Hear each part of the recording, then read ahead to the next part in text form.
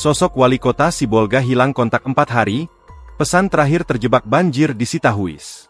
Wali kota Sibolga, Ahmad Syukri Nazri Penarik, dilaporkan hilang kontak setelah bencana banjir dan longsor melanda wilayah kota Sibolga dan Tapanuli Tengah, Tapteng, sejak Selasa, 25 November 2025, hingga Jumat, 28 November 2025. Hingga saat ini, kondisi dan keberadaan wali kota belum diketahui. Ketua DPP Nasdem Teritorial Sumut Aceh, Bahtiar Ahmad Sibarani, membenarkan bahwa wali kota Sibolga tidak dapat dihubungi.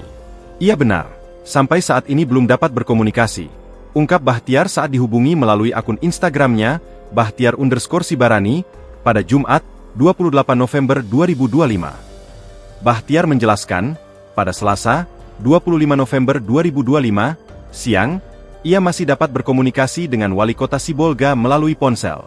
Dalam pesan yang dikirimkan, wali kota mengaku terjebak banjir dan longsor di daerah Sitahuis, Tapanuli Tengah, saat berusaha menuju kota Sibolga.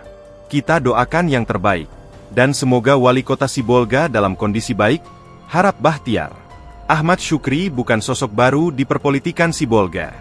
Ia mengawali karir sebagai sekretaris DPD Nasdem Sibolga, sebelum kemudian dipercaya menjabat Ketua DPRD Sibolga periode 2019-2024. Komitmen besarnya pada pembangunan daerah membuatnya terpilih sebagai wali kota Sibolga periode 2025-2030.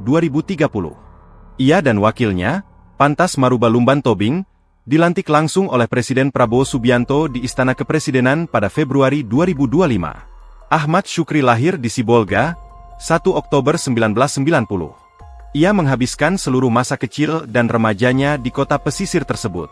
Pendidikan dasar hingga SMA ditempuh di Sibolga dan Pandan sebelum lanjut kuliah di Universitas Muhammadiyah Sumatera Utara.